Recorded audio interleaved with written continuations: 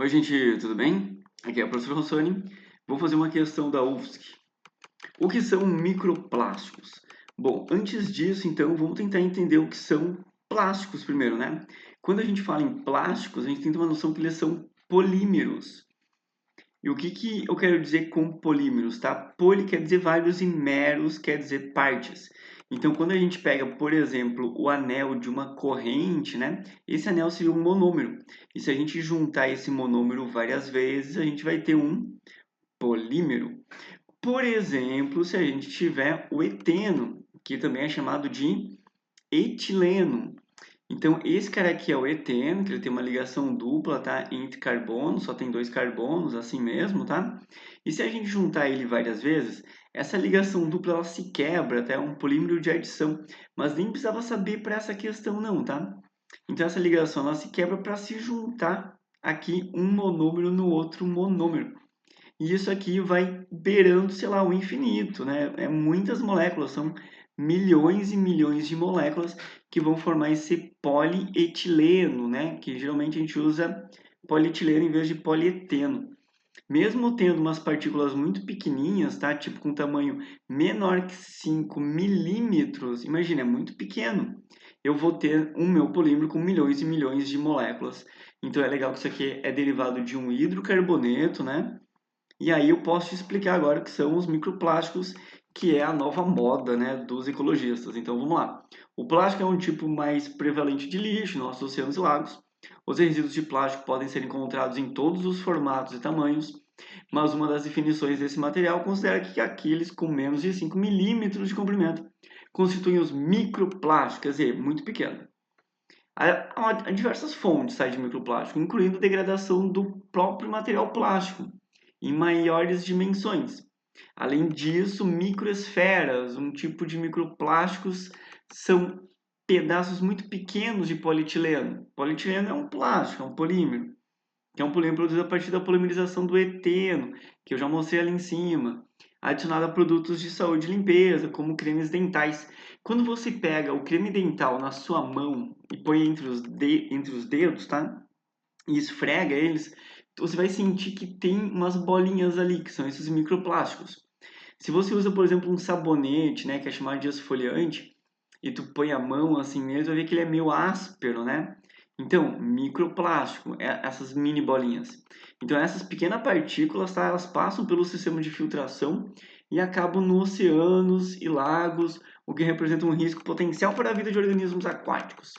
Sobre o assunto, é correto afirmar que a contaminação de corpos aquáticos por microplásticos formados por polietileno é decorrente da elevada solubilidade, não. Como não é um hidrocarboneto, tá? Se tu quiser colocar aqui, o polietileno ele é derivado do etileno, né?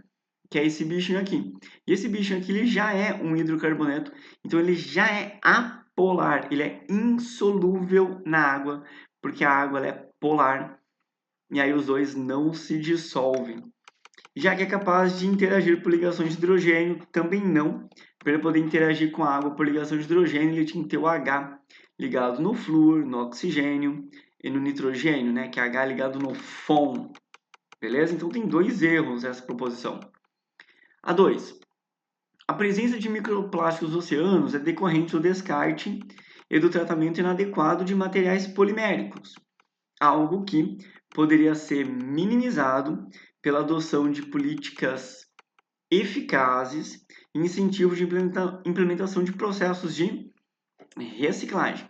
Bom, olha só, se a gente fizer a adoção de políticas eficazes, né, e incentivar e implementar processos de reciclagem, é muito provável que isso seja minimizado, né, a presença dos microplásticos nos oceanos, tá? Porque foi uma coisa muito abrangente e se não for assim, né, com a adoção de políticas eficazes e processos de reciclagem, como que seria, né?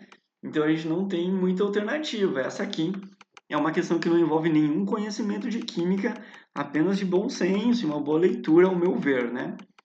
Um processo eficaz e um pouco poluente para a degradação de plásticos como alternativa ao descarte em aterros consiste na combustão conduzida em ambiente aberto. Nossa, vai queimar o plástico em ambiente aberto.